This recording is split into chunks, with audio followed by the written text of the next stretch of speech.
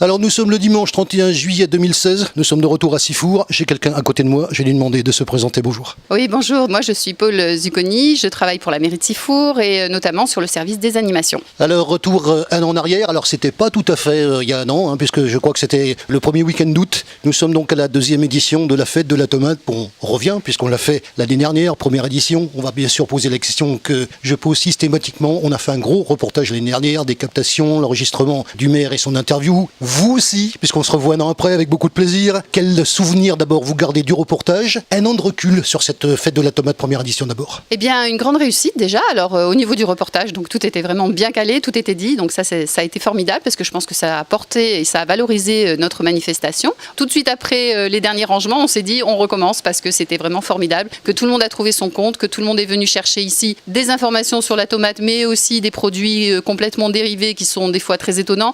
Un échange citadin-terroir qu'on a recherché justement sur cette création de manifestation. Donc les élus ont décidé bien évidemment de refaire une deuxième édition qui effectivement a été avancée d'une semaine à la demande des producteurs. L'année dernière, ils avaient un petit peu craint de manquer de production, donc ils nous ont demandé d'avancer. Ils ont été aussi un petit peu craintifs cette année parce qu'on a eu une météo très défavorable, donc ils ont vraiment fait tout ce qu'ils ont pu. Mais là, comme on peut en témoigner sur les photos, les tomates sont là, les étals sont pleins, il y a de la couleur, il y a de la joie. C'est vraiment, on est sur la manifestation vraiment qu'on souhaitait faire. J'ai un grand souvenir de l'interview de l'année dernière avec vous, parce que vous m'avez dit allez donc voir quelqu'un. Ce quelqu'un, vous le connaissez, je l'ai revu dans l'année. Il faut que vous sachiez que bien sûr, j'ai pris contact avec lui d'abord. Il m'a appelé dans l'année, j'ai été le voir vendredi, vous avez vu les photos notamment, peut-être d'ailleurs l'interview. Bien sûr, il est incontournable, c'est Bruno Fournier. Je vous ai remercié, parce que c'est normal. Vous m'avez dit d'aller le voir, on a bien fait, on a été le voir, il était charmant. Et puis bien sûr, on a un suivi de ce qu'il fait, on l'a vu sur place. Vous avez entendu les remerciements que je lui ai donnés? Oui, tout à fait. Écoutez,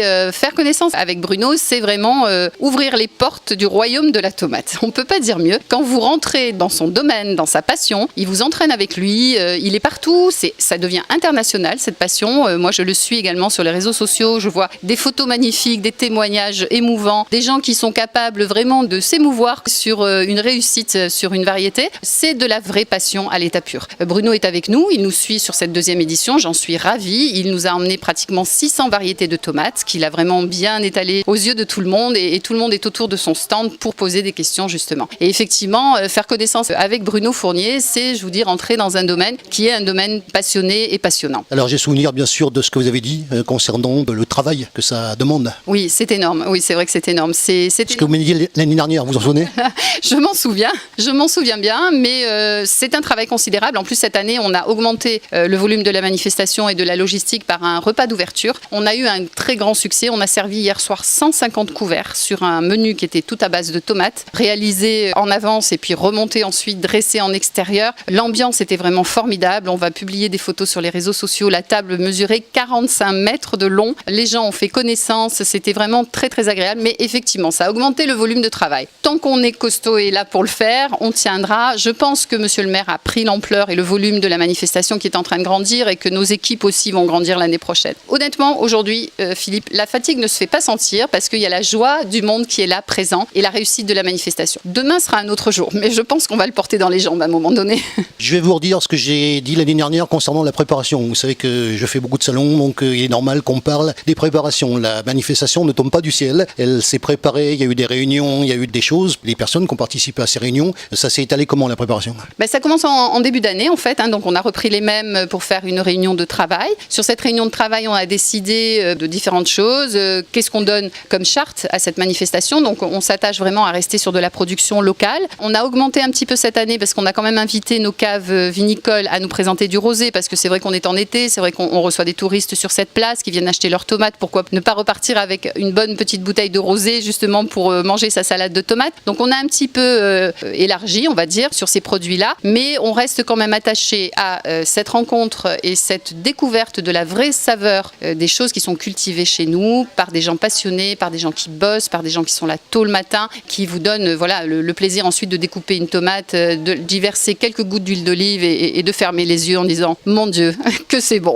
L'organisation, c'est-à-dire que quand on vient sur la place des produits, j'étais venu l'année dernière, donc on fait la différence bien sûr toujours entre une édition et une autre, en précisant, moi qui fais les salons, que même le même salon d'une année sur l'autre, il y a toujours des différences et on les cherche justement. Quelle différence il y a justement entre l'édition 2015 et l'édition 2016? Alors on a étendu un petit peu la zone de loisirs, on va dire la zone de jeu. On s'est tenu à l'arrière de la fontaine qu'on laisse volontairement tourner pour un effet de rafraîchissement. On a monté un petit atelier de cuisine pour les enfants qui est quand même très élaboré, et on a avec nous une association qui est Ludique Énergie qui vous fait pédaler pour fabriquer votre propre jus de fruits. Donc on a un vélo mixeur. Donc là c'est vrai qu'on a un petit peu étalé, c'est un petit peu le changement par rapport à l'édition 2015. On est un petit peu plus large au niveau des animations. Sinon le principe reste le même. On a cette colonnade de nos petits chapiteaux rouges qui représentent notre couleur de tomate. On est sur de la gaieté. On a invité aussi les gens du Vespa Club de Toulon parce qu'on s'est dit que tiens, tout à coup on a une connotation italienne. Qui dit connotation italienne dit bon ce petit engin qui roulait avec des filles à robe Vichy, ça devient un peu romantique, on va dire. On pourrait dire ça, mais c'est vrai qu'au niveau du visuel de la manifestation, on a cette charte un petit peu rouge, un petit peu ce code couleur, et qu'on va garder, je pense, au fil des années. Et au niveau des exposants? Au niveau des exposants, on a gardé exactement les mêmes producteurs. On a invité un confiseur qu'on a découvert. C'est la nouveauté de l'année, donc qui s'appelle Alain Guette. J'invite toutes les personnes à vraiment... vous allez le retrouver sur beaucoup de marchés parce que Alain fait beaucoup de marchés. C'est un courageux. C'est un homme que j'admire vraiment parce que moi, je l'ai rencontré. J'ai été le voir chez lui, dans son petit cabanon. Des colonnes entières de confiture autour de lui. Il fait ça avec passion. Il va vous vendre un produit qui est fait tout à fait naturellement, à un prix plus que raisonnable, je peux vous le dire, et délicieux. Donc vraiment, cette année, on a découvert Alain et ça a été un bonheur, quoi. Ça a été un bonheur et Alain est très content de partager avec nous parce que déjà hier soir, il a rencontré plein de gens, il a fait une très bonne vente, donc il était très heureux d'être avec nous. Nos amis cuisiniers, on en parle parce que je les connais. Alors Alain, je le connais, les cuisiniers, je le connais aussi, le Vespa, je le connais aussi, les cuisiniers. Alors, nos amis... Alain et puis Guy. Voilà, c'est ça, Alain et Guy. Donc Alain et Guy ont eu nous font l'honneur d'être là avec nous. Moi, je les ai contactés en début d'année en leur demandant s'ils étaient intéressés justement pour venir parler de la cuisine provençale dans laquelle on retrouve énormément de tomates. Non seulement ils étaient ravis de le faire, mais en plus ils vont nous faire des démonstrations. Ils ont emmené leurs livres qui sont très intéressants et qui sont faits par des chefs. Donc ce sont 2 chefs étoilés de la région qu'on est très fiers d'avoir derrière nos stands cette année, c'est sûr. L'ambiance générale déjà du monde bien sûr qui est sur la manifestation. Vous qui préparez ça, de voir ce que vous avez préparé s'exécuter.